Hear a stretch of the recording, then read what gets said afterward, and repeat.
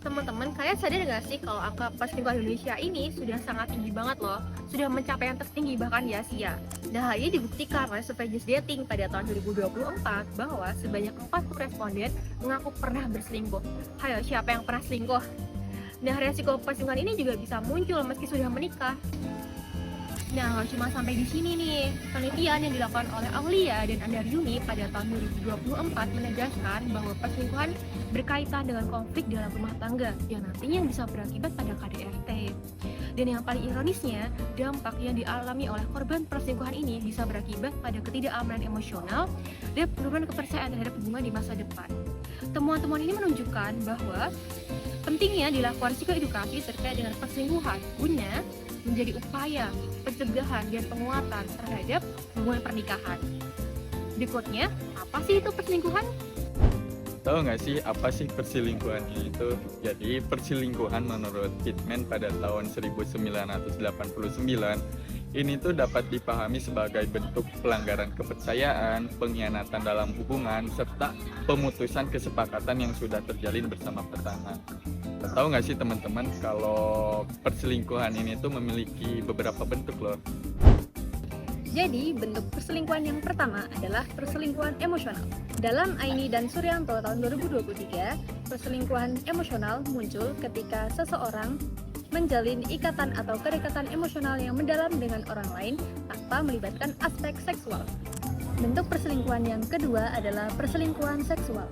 Menurut Negone dan Thornton tahun 2011, perselingkuhan seksual melibatkan aktivitas fisik antara dua orang seperti berpegangan tangan, bercumbu, atau melakukan hubungan intim antara satu orang dengan orang lain. Kemudian, bentuk perselingkuhan yang terakhir adalah perselingkuhan emosional seksual. Perselingkuhan ini melibatkan gabungan antara dua aspek, yakni kedekatan emosional dan keterlibatan seksual, yang mana perselingkuhan ini dilakukan oleh seseorang dengan orang lain di luar pasangannya. Apa aja sih faktor penyebab terjadinya perselingkuhan? Nah, kalau dari faktor penyebab terjadinya, ada dari faktor internal, yakni yang muncul dari dalam diri individu maupun dinamika hubungan pasangan, seperti perbedaan budaya dan kurangnya komunikasi dapat memicu ketidaksesuaian dalam hubungan, sehingga memunculkan konflik yang mendorong perselingkuhan. Kemudian, kekecewaan terhadap pasangan yang mendorong individu mencari pelarian secara emosional maupun fisik. Selanjutnya, adanya masalah keuangan yang dapat meningkatkan kerentanan terhadap perselingkuhan dan adanya ketidakpuasan seksual. Sedangkan faktor eksternal berasal dari lingkungan sosial dan teknologi yang mempengaruhi perilaku pasangan seperti pengaruh teman dekat, pengaruh media sosial, dan kedekatan dengan teman lawan jenis. Apa aja sih sebenarnya dampak dari perselingkuhan itu? Nah, untuk pelaku dalam salah satu jurnal, pelaku perselingkuhan itu cenderung mengalami masalah emosional seperti perasaan bersalah sama perasaan penyesalan yang berkepanjangan gitu. Nah, untuk pasangan yang menjadi korban perselingkuhan, dia itu cenderung mengalami masalah emosional kognitif, yaitu hilangnya perasaan kepercayaan gitu kepada orang lain, stres berkepanjangan, penurunan harga diri, serta dalam beberapa situasi yaitu merespon trauma dengan mekanisme pertahanan diri.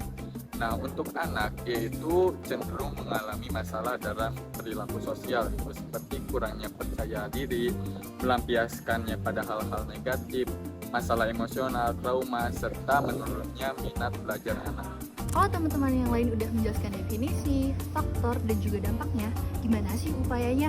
Surya pada tahun 2009 menjelaskan, pencegahan perselingkuhan dapat dilakukan melalui dengan penguatan nilai-nilai keagamaan, membangun landasan cinta yang kokoh, menciptakan komunikasi yang harmonis antar pasangan, serta memperkuat ketahanan diri melalui konsep diri yang positif.